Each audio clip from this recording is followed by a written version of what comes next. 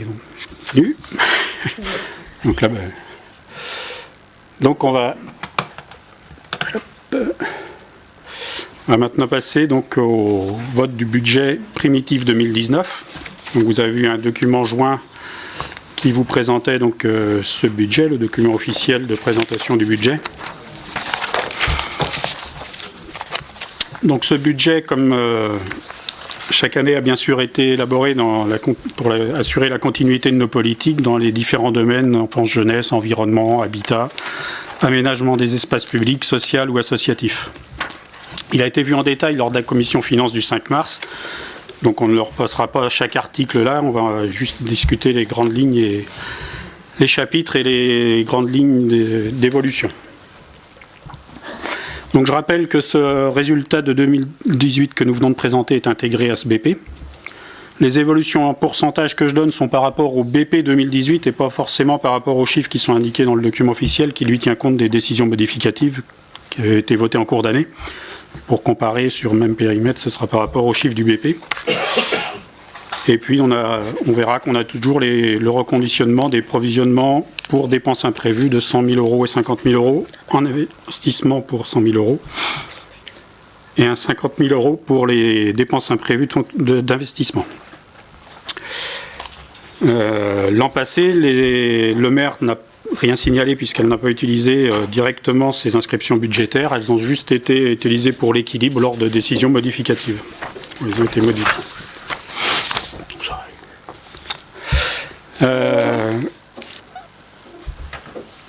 Donc pour le BP, nous avons en 2019 un budget total hors des opérations d'ordre de 9 956 013 euros, bien sûr équilibré entre recettes et dépenses, avec 8 251 656 euros en fonctionnement et 2 574 345 en investissement.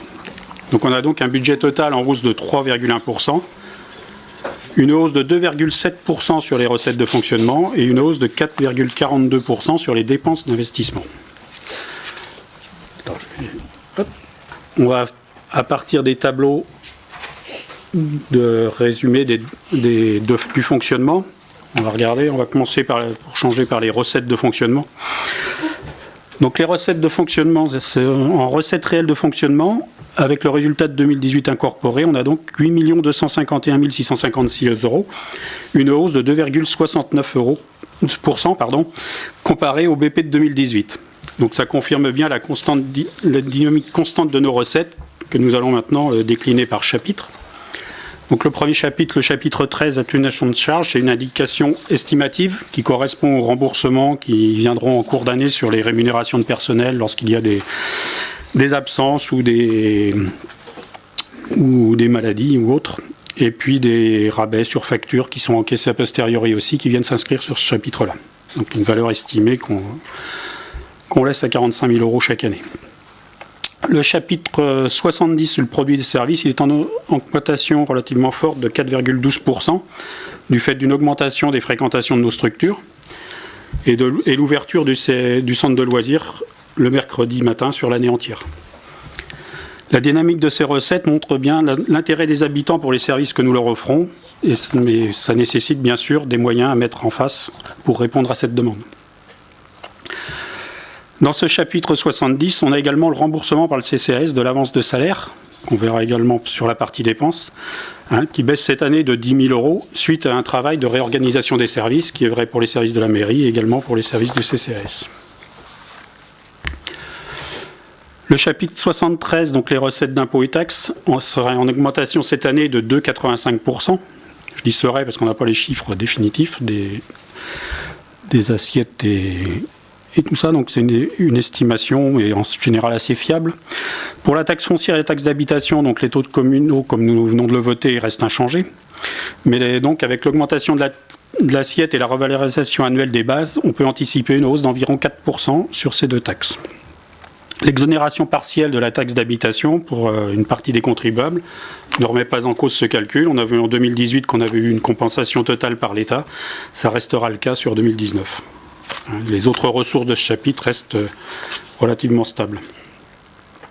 Sur le chapitre 74, au niveau de la dotation globale de fonctionnement, elle est globalement stabilisée depuis l'an passé, mais il y a toujours des ajustements qui se font en fonction des péréquations. Donc on attend l'avis officiel définitif. Pour l'instant, on a reconduit la même somme qu'en 2018, mais on risque d'avoir une petite baisse comme chaque année sur les péréquations. On aura sur ce chapitre-là aussi des baisses sur deux chapitres, 74 718 et 74 78, si vous allez voir dans le détail. Ça concerne les subventions de l'État et de la CAF pour les TAP, qui baissent suite à l'arrêt, bien sûr, des activités TAP sur les écoles. Ouais. Donc on aura qui baissent, qui non seulement baissent, mais qui disparaissent. Sur le chapitre 75, donc on a... C'est les autres produits, en particulier, ce sont les locations des logements que nous avons en bien propre et qui nous louons, qui baissent de 15 000 € pour une répartition différente, puisque les loyers des logements d'urgence vont être directement affectés au budget du CCAS, plutôt qu'on les encaisse et qu'on reverse une partie ensuite au CCAS. Là, cette recette-là va être directement affectée au budget du CCAS, donc disparaît donc de nos recettes mairie. Ensuite, au niveau du chapitre 77, on a 6 000 € complémentaires qui sont en fait les recettes pour le partenariat du Festival de la Portée Sud, qui a été un succès le week-end dernier. Et puis à ces recettes annuelles viennent donc s'ajouter le report 2018, comme on l'a inscrit dans le... On a décidé de l'inscrire tout à l'heure, donc pour 119 056,60 €. On a suivi ce qu'on avait prévu, donc pas de calcul à refaire. Voilà pour la partie recettes. Donc ces recettes vont nous permettre de financer nos dépenses de fonctionnement et de dégager un excédent pour l'investissement.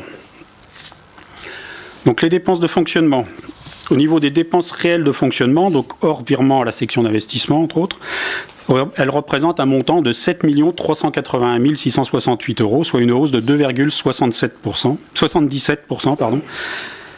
Essentiellement, on va le voir sur les dépenses énergétiques et les dépenses de personnel.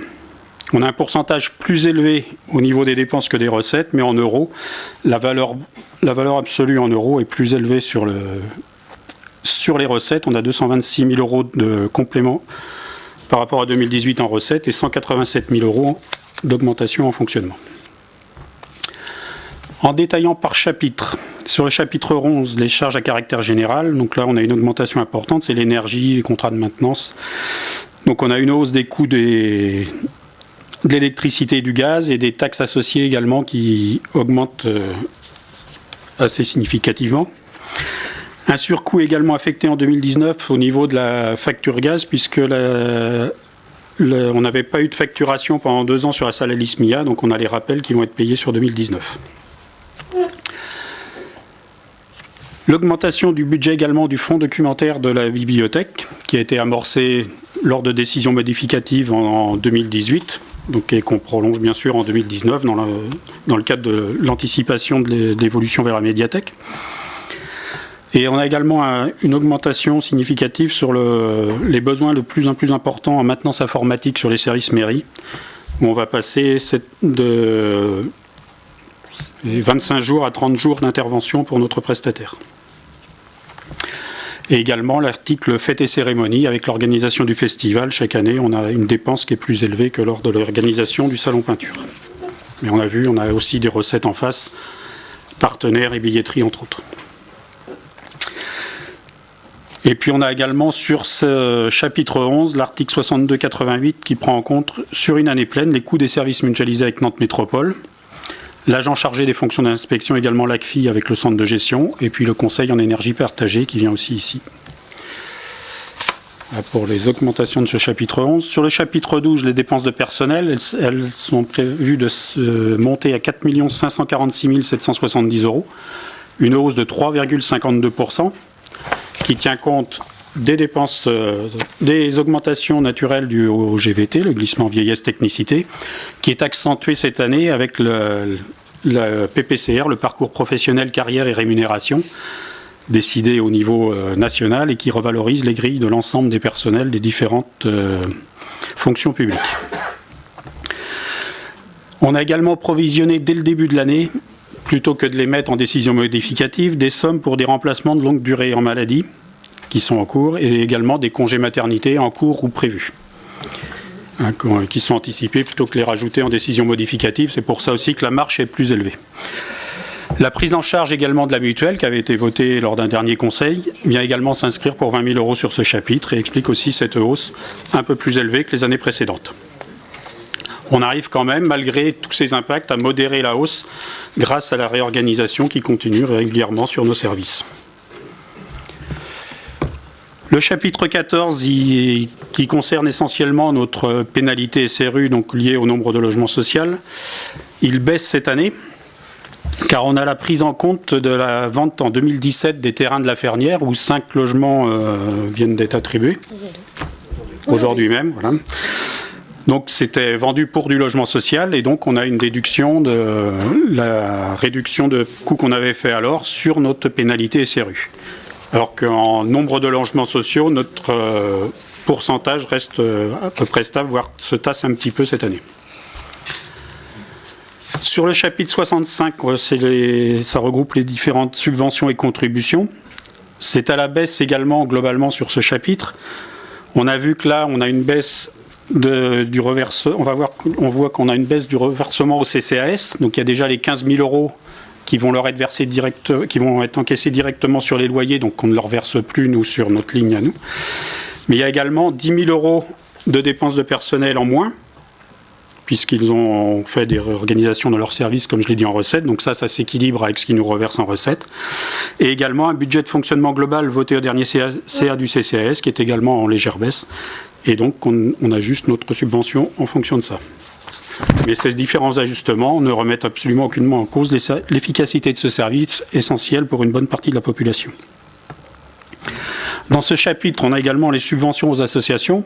Vous avez eu le détail en annexe et vous avez pu constater qu'au-delà des aides matérielles et de mise à disposition, des équipements que nous leur faisons régulièrement et toujours, nous leur maintenons aussi notre soutien financier à un niveau équivalent chaque année. Le chapitre 66 sur les charges financières, donc ça correspond au remboursement des intérêts de nos emprunts. C'est en hausse cette année, conformément au tableau d'avertissement des emprunts en cours, qui prévoyait une légère hausse sur l'année 2019.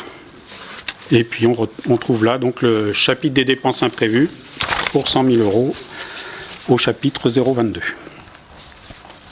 Donc le bilan du fonctionnement nous permet de constater qu'entre nos dépenses réelles et nos recettes réelles, on va avoir une différence de 869 988 €, donc 906 324 sur les dépenses qui sont en opération d'ordre et 36 000 en recettes en opération d'ordre. Donc la différence fait donc 869 988 € qui vont pouvoir être mis au crédit de l'investissement.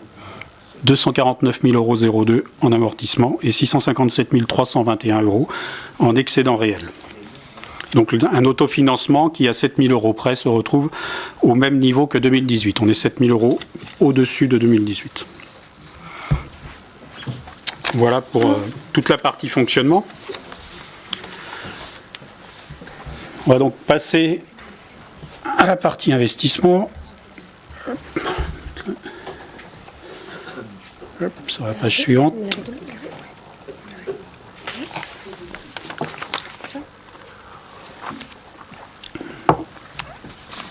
Donc comme ça a été annoncé depuis 2 ans, on maintient dans l'attente du projet Médiathèque un niveau d'investissement modéré mais suffisant pour faire évoluer nos équipements et nos services.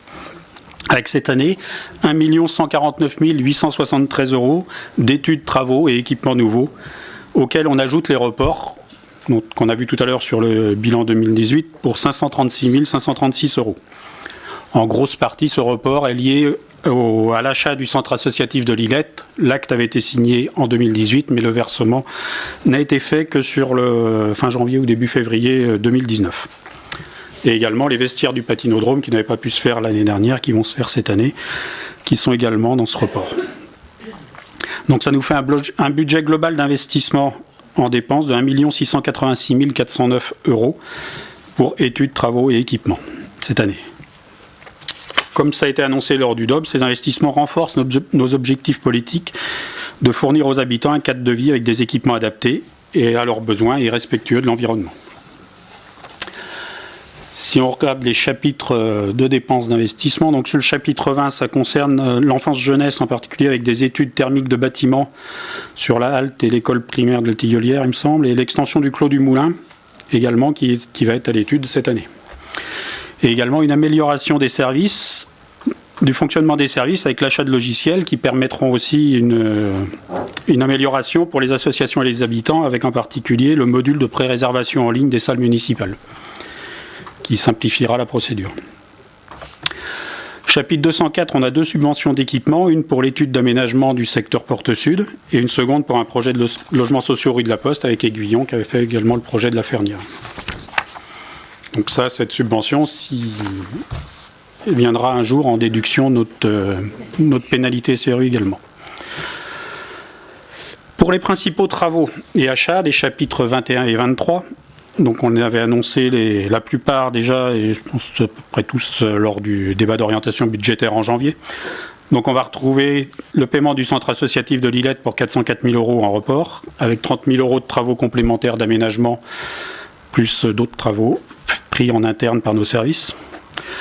Une nouvelle tranche également d'entretien des façades de l'église pour 160 000 €.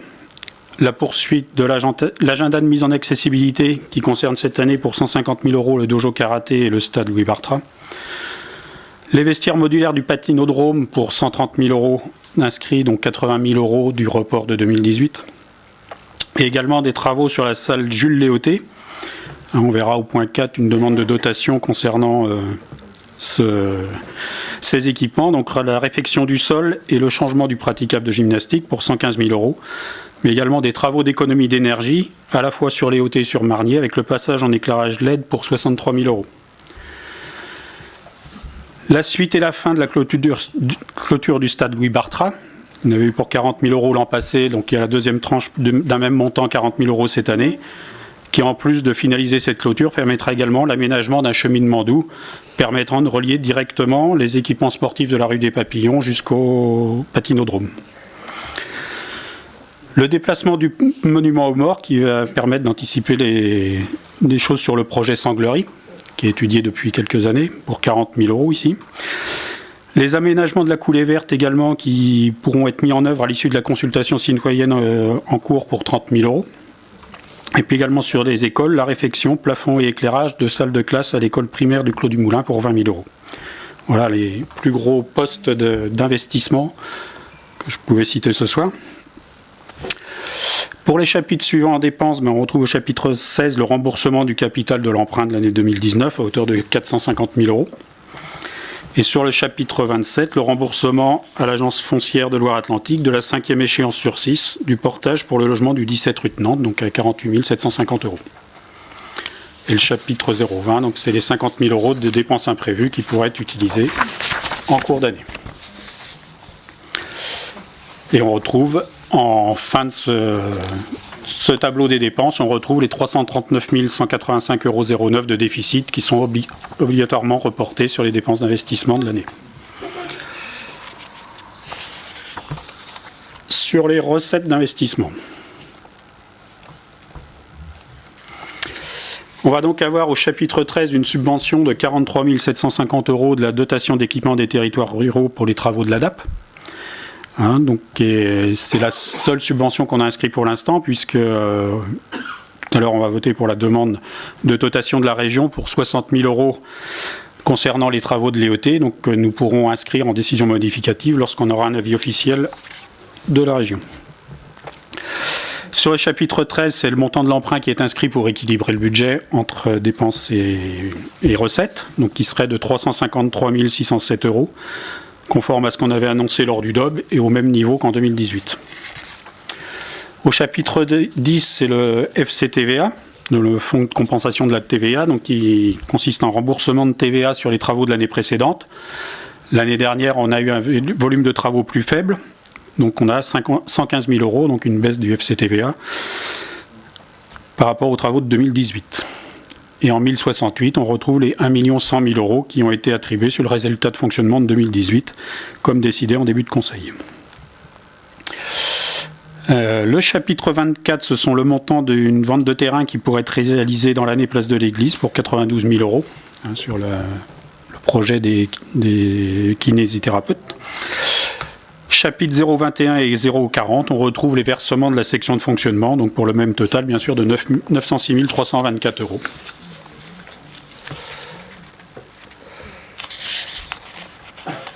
Voilà un petit peu le global de notre recette dépenses.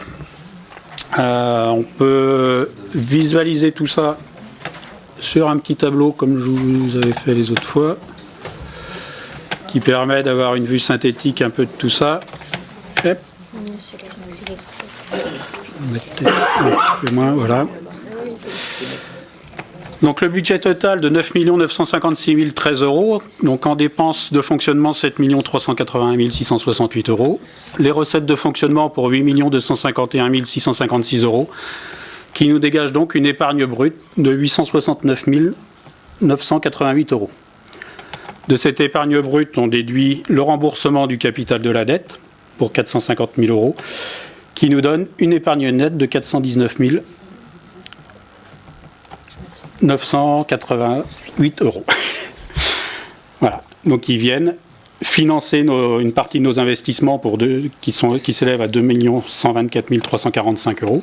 Les autres recettes d'investissement en face pour 1 350 000 €. Et donc, enfin, l'emprunt qui vient équilibrer tout ça pour 353 607 €. Voilà, c'est le résumé de tout ce que je viens de vous présenter, un peu plus largement tout de suite. Un petit mot avant de passer aux questions ou remarques, un petit mot sur la dette. Le capital dû au 1er janvier 2019 est maintenant de 3 571 392 €, avec une extinction toujours prévue en 2031, ça n'a pas changé. L'annuité globale cette année hors nouvel emprunt est estimée à 566 468 €. On a une situation qui reste bien sûr très saine. On n'a pas fait de nouveaux emprunts, il n'y a pas de raison que c'est changé. Avec des prêts sans facteur de risque et une dette par habitant qui est très proche des 400 €. Et une capacité de désendettement de 3 ans en fin d'exercice.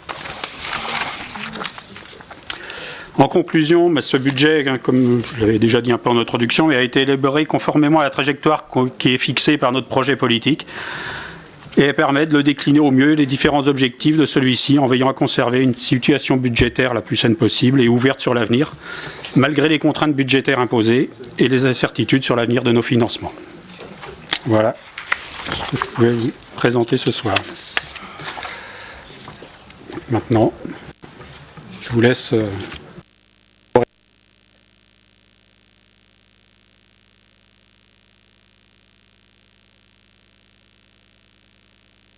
Bien. Je veux bien faire quelques remarques générales, mais avec des focus. Moi, je dirais que ce budget, c'est un budget maîtrisé. Ça, c'est vraiment l'adjectif qui convient tout à fait. On a eu des félicitations pour la gestion de notre budget par ce que tu as annoncé tout à l'heure, donc avec la DGFiP, donc c'est quand même quelque chose de sérieux, la DGFiP, n'est-ce pas? Il y en a qui y travaillent, mais je veux dire par là que c'est quand même pas un indicateur bidon, c'est pas un indicateur au doigt mouillé, c'est vraiment quelque chose de sérieux. Donc là, moi, je tiens vraiment à accompagner ce qu'a dit Jean-Marie tout à l'heure par rapport aux félicitations qu'on peut attribuer au service, etc. Donc c'est un budget qui est maîtrisé parce que, ça a été dit, il n'y a pas de hausse d'emprunt, et la hausse des emprunts, c'est pas le cas partout. Il y en a des communes qui ont augmenté les impôts.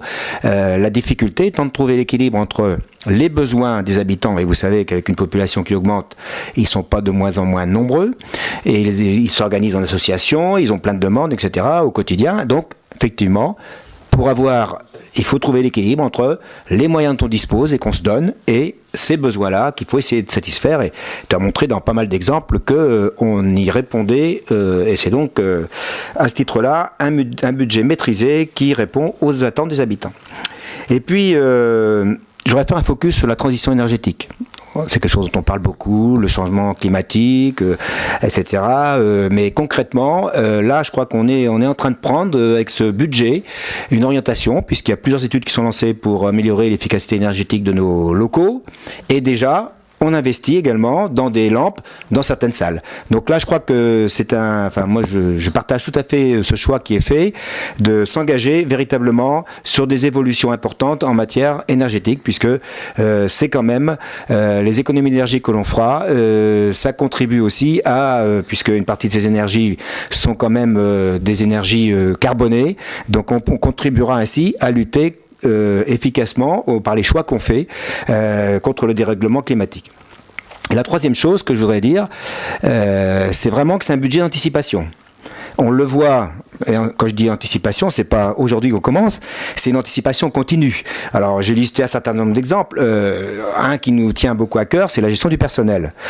On a su prendre le virage avec les départs de certains agents 2 années ou 3 avant, et puis celles qui arrivent maintenant, pour en profiter pour organiser les services et assurer plus de services aux habitants, tout en gardant le même volume de personnel en gros, hein, c'est ça, et donc en trouvant les solutions en interne pour ne pas dépenser plus au niveau du personnel, en même temps leur donner un sens à leur travail, et ça je crois que ce qui est fait par la direction générale est très bien là-dessus, et donc je crois que c'est une excellente anticipation que d'avoir su faire ce virage avec des départs d'agents et ne pas aller la fuite en avant au niveau du personnel. Je pense à quelque chose aussi qu'on a évoqué tout à l'heure, c'est les achats de terrain ou de maisons. Achat de terrain, celui que vous votez, qui est dans ce budget, c'est sur celui du terrain qui est à côté de l'école du Clos du Moulin. À l'époque, quand on a mis un emplacement réservé, je ne sais plus de quelle année ça date, mais c'était 2007, merci Daniel. Nous étions là ensemble, mais je ne me rappelais plus. Et c'était vraiment anticipé parce qu'on s'est dit, si un jour il y a besoin, il faut mettre un emplacement réservé, et l'occasion s'est produite qu'effectivement, on a pu acheter ce terrain. Donc, vous avez aussi des anticipations dans les achats de maisons rue de Nantes, ou comme ici, sur la place de l'église, où effectivement, ça va démarrer avec un projet pour les kinés. Bref, on est vraiment dans ce domaine-là, à essayer d'imaginer ce qu'on aura besoin dans l'avenir pour réaliser tout ce qui est nécessaire pour les habitants. Et puis la réflexion, on finance dans ce budget la porte sud, l'étude de la porte sud. C'était une réflexion. On pourrait ne leur rien faire et laisser tout ça partir entre les mains au bon vouloir de celui qui possède le terrain et qui pourrait s'organiser. Non, on a dit la ville a tout intérêt à essayer d'organiser. C'est pas pour demain matin, mais c'est bien pour les années à venir qu'on anticipe sur l'évolution et sur l'aménagement de la ville. Donc ça, c'est extrêmement important. Et d'autres petites anticipations. Si on n'attend pas l'église, il y a encore des travaux à y faire, on n'attend pas que ça se dégrade davantage pour intervenir, on le fait dès cette année. Et donc tout ça, pour moi, je résume, un budget maîtrisé. Donc très bien. Une bonne évolution vers la transition énergétique, et puis un budget d'anticipation, et ça, c'est très bien. Bravo.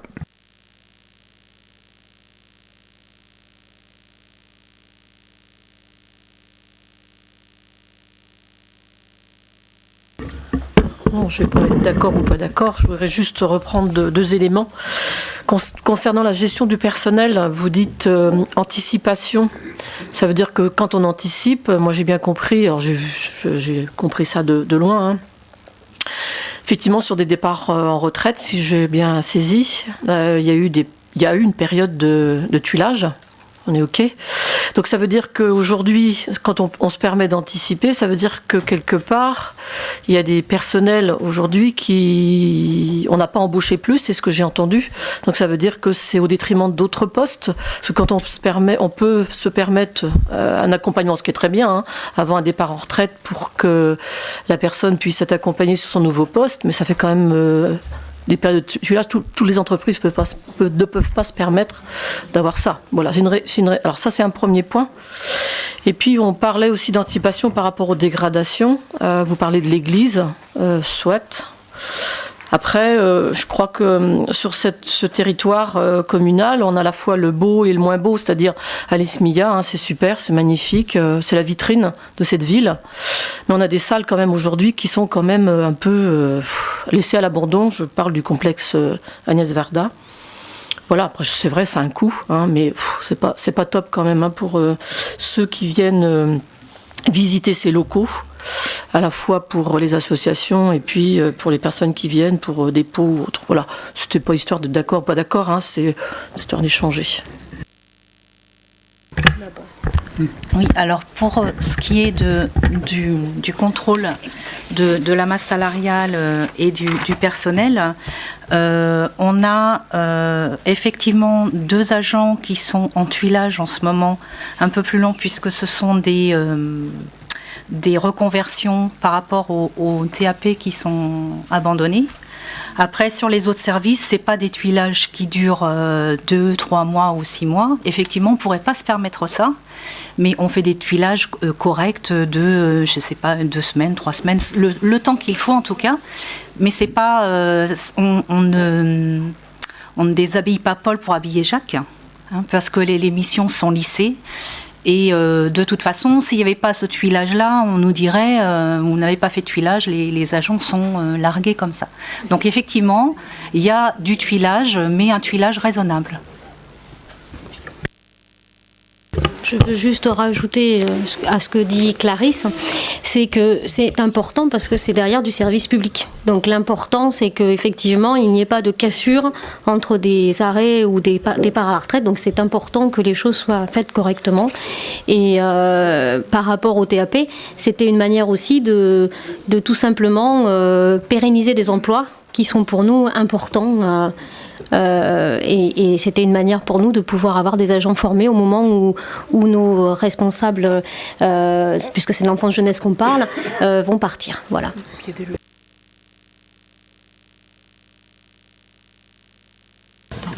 Ce que je voulais juste rajouter, c'est qu'on a mis en place aussi des logiciels qui, ne l'oublions pas, on fait gagner énormément de temps, comme le portail famille par exemple, ou la réservation des salles, qui font gagner du temps aux agents et de fait, on a pu réorganiser leur mission.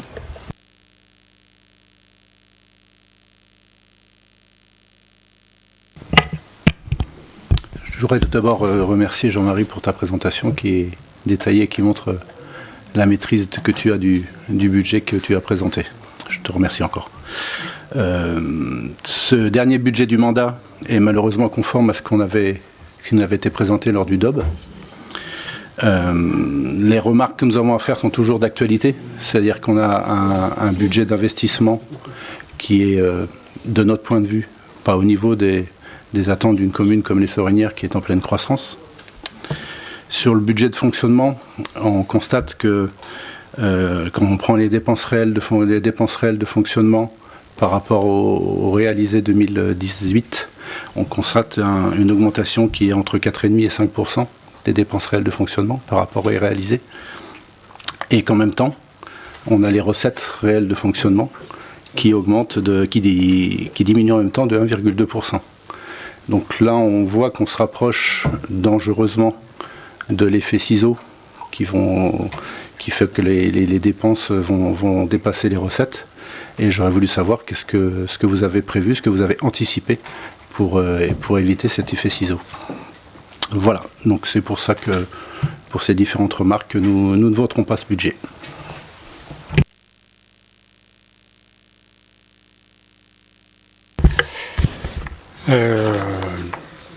Donc par rapport à tes remarques, là, le budget d'investissement qui n'est pas au niveau, c'est quelque chose qu'on assume tout à fait, que ce soit un budget d'investissement qui est modéré en attente d'un projet beaucoup plus important et qui permet de garder une maîtrise et une anticipation quand même sur les évolutions de la commune. Donc il n'y a aucun souci là-dessus. On pense qu'il est à un niveau suffisant pour fournir les services qu'il faut actuellement à nos concitoyens et les améliorer encore dans l'avenir. Par rapport à l'effet ciseau dont tu parles, tu compares des chiffres, un résultat et un budget prévisionnel qui ne sont pas du tout basés sur les mêmes périmètres du coup.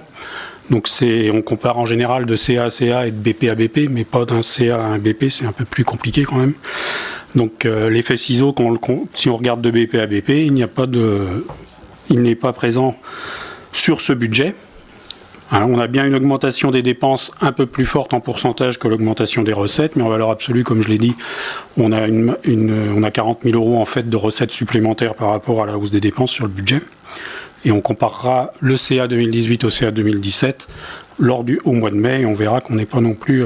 on a un dégagement, un excédent de fonctionnement sur 2018 qui est plus important que l'excédent de fonctionnement sur 2017. Donc pour l'instant, on n'est pas dans la perspective que tu annonces malheureusement ici. Voilà. Si je peux appuyer ce que dit Jean-Marie, l'effet ciseau, il se voit très clairement sur les courbes qui retracent année par année le compte administratif de chaque année. Et là, on voit bien, si les dépenses de fonctionnement et les recettes de fonctionnement ont tendance à se rapprocher ou si elles s'éloignent. Et là, tu l'as comparé avec du réalisé, donc ça n'a pas de valeur. La seule chose qu'il faut comparer, c'est effectivement au moment du réalisé, du compte administratif 2018 par rapport à 2017 et par rapport aux années précédentes, et tu verras que les deux courbes restent parallèles. Et donc, il n'y a vraiment aucun effet ciseau. Ça aurait pu se produire dans le passé, en 2001, quand il y a eu des dépenses qui étaient réalisées, qui allaient en augmentant beaucoup plus vite que les recettes. Donc là, il y avait un danger à ce moment-là. Mais là, depuis ce temps-là, il n'y a jamais eu de danger d'effet ciseau, c'est-à-dire que des courbes qui se rejoignent. Elles sont toujours restées parallèles, soit elles sont écartées, rapprochées un peu, mais jamais elles sont allées à se couper. Donc c'est à ce moment-là qu'on pourra en reparler. Là, pour l'instant, comme argument pour pas voter le budget, c'est un petit peu léger.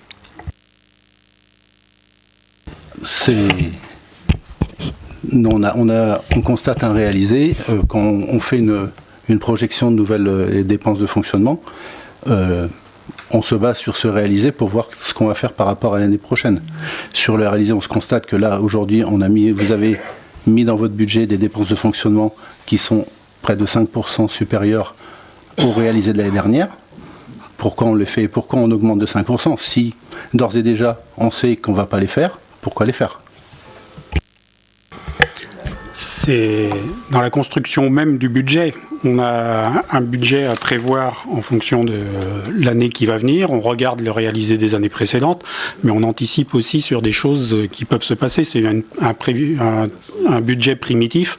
On ne connaît pas tous les événements qui peuvent arriver, et plutôt qu'à devoir revenir régulièrement pour ajuster le budget, refaire un conseil tous les mois pour faire des décisions modificatives, en général, dans la construction d'un budget, on se donne un peu de marge en dépenses et on limite un peu nos recettes pour ne pas avoir non plus de mauvaises surprises en pensant avoir beaucoup de recettes qui ne rentrent pas. Donc c'est la maîtrise même du budget et sa construction raisonnée qui implique ça.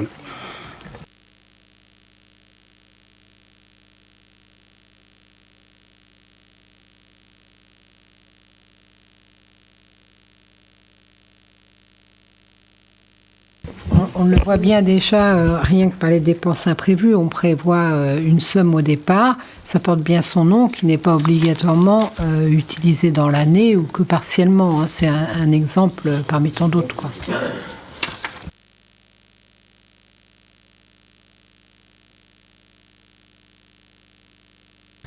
Merci. Enfin, j'insiste là-dessus, mais tu as dit, Jean-Marie, une question est revenue sur cet aspect-là aussi. La DGFiP a confirmé, je ne sais plus quelle est la formulation sur comment la formulation exacte sur la qualité de construction du budget. Comment ? Excusez-moi. Pardon. L'excellent niveau de la commune en matière de qualité comptable et les efforts accomplis dans ce domaine. Ah, qualité comptable. Voilà. Je ne me souvenais plus de la formulation exacte. Enfin bref, c'est confirmé par la DGFiP, c'est quand même pas n'importe quoi. Moi, je ne vais pas revenir sur la présentation qui a été faite, où effectivement, à mon sens, on anticipe au mieux en termes de besoins et de projets, et ça détermine la construction du budget. Moi, l'inquiétude que j'ai, en termes d'anticipation, et là, c'est pas de notre responsabilité, c'est ce qui nous attend sur les compensations en matière de taxes d'habitation. Et là, c'est une atteinte forte à l'autonomie financière des communes. Je rappelle que dans la Constitution, il est prévu que les compensations ne peuvent pas être supérieures aux prélèvements en matière d'impôts, de fiscalité locale des communes. C'est quand même... D'ailleurs, c'est beaucoup plus vaste que la simple question de la taxe d'habitation, parce que ça implique derrière la répartition des recettes fiscales au sens large, l'impôt sur le revenu, etc. Qu'est-ce qu'on en fait?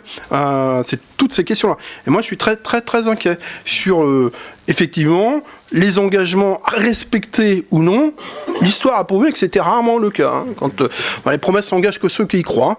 Je crois que ça figure dans ce qui nous est soumis aussi à délibération en ce qui concerne le vœu donc de l'AMF.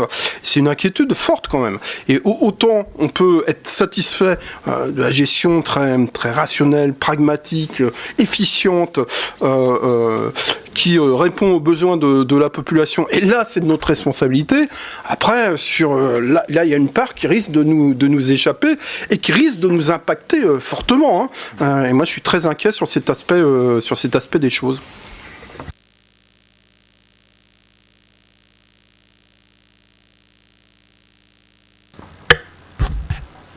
Juste,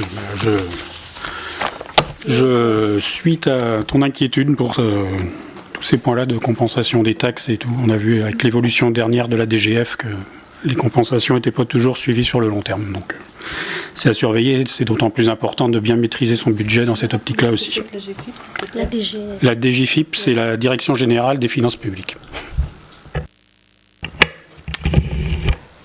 Merci Jean-Marie. Oui, je veux juste corriger 2-3 petites choses quand même. C'est pas parce que la DGFI donne son approbation.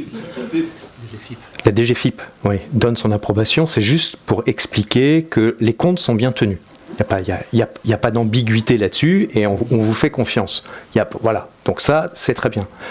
Il n'en demeure pas moins que nous sommes en train de parler du budget, donc de la prospective et perspective, qui sont deux choses différentes. Je veux juste remettre le débat. Donc, super, les comptes sont bien tenus. Notre propos, c'est de dire, aujourd'hui, nous trouvons que nous ne dégageons pas suffisamment pour pouvoir pousser l'investissement sur notre commune.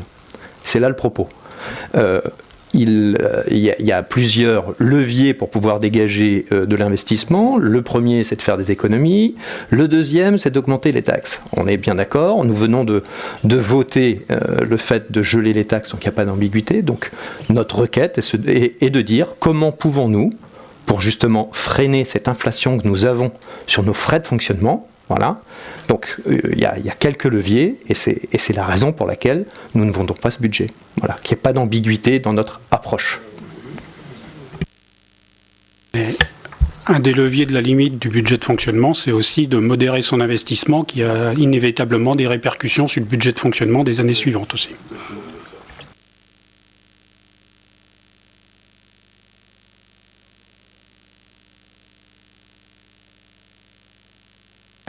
Avez-vous ça aussi. La DGFiP nous dirait, ça dépend près jusqu'à quel niveau d'endettement. Ne passons pas d'un côté de zéro endettement à 1000. Il y a du raisonnable, et c'est pas parce que l'endettement augmenterait un petit peu que la DGFiP ne donnerait pas 20 sur 20. C'est que la DGFiP regarde la qualité de tenue des comptes. Je pense que la rigueur et les efforts que nous faisons depuis quelque temps a montré depuis 3 mandats. On va dire qu'aujourd'hui, notre dette effectivement par habitant est de la moitié, en gros, de la moyenne des communes de même strate. On maîtrise les coûts de fonctionnement, on les maîtrise. On optimise notre organisation, là je parle du personnel notamment, et on rationalise nos dépenses. Donc si ça, c'est pas quelque chose qui nous permet d'être dans la rigueur et dans les efforts, je vois pas comment on peut faire demain. Voilà. Donc on continuera à être dans cette même effort et cette même rationalisation. Voilà. Pardon. Damien. Merci. Ouais, il y a fonctionnement et fonctionnement. Au niveau des équipes municipales, on voit bien quand même qu'il y a d'énormes efforts de tenue de toutes les dépenses courantes. Après, vous dites qu'il n'y a pas assez d'investissement, mais le truc, c'est que quand on fait à l'ISMIA, ça génère des dépenses de fonctionnement que ce soit de la masse salariale ou alors de l'énergie ou des choses comme ça. On prévoit la médiathèque, ça va générer des dépenses de fonctionnement aussi. Donc on peut en faire plus d'investissements, hein, mais du coup vous allez dire après qu'on va avoir encore plus de fonctionnement en plus. C'est un peu bizarre ce que vous dites, quoi.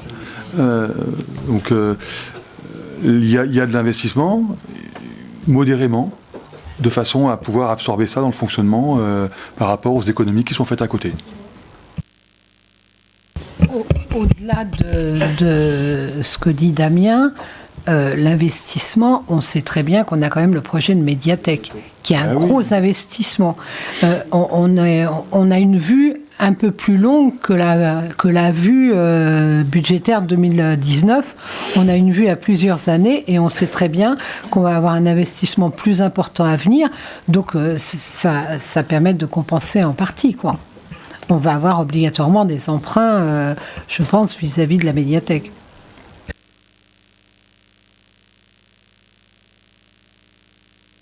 Tout en gardant à l'esprit ce que tu disais, les incertitudes qu'on peut avoir sur les dotations d'État et sur la taxe d'habitation. Donc c'est bien aujourd'hui, avec la médiathèque et les éventuelles, on le sait, dépenses qui vont arriver, investissements par rapport à l'enfance jeunesse, c'est bien un budget de transition qui nous permet de pouvoir affermir notre situation pour pouvoir avancer sur des investissements futurs importants pour la population et importants en euros. Et pour se terminer pour les investissements, quand on a l'opportunité, qui n'était pas forcément prévue, d'acheter un espace au département pour déménager une partie des associations, bah, on saute dessus, on n'hésite pas, quoi. Donc à un moment donné, on a aussi cette latitude-là. Rien n'est figé.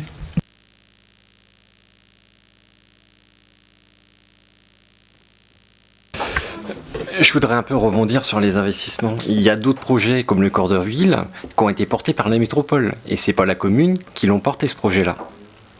Car le déficit est absorbé par la métropole, par les contribuables.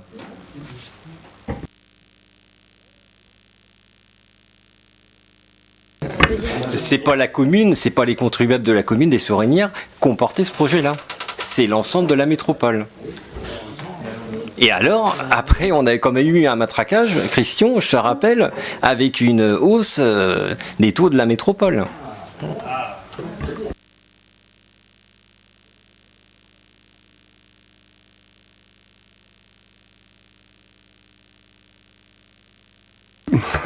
Toujours sur la question des investissements qui manifestement fait débat.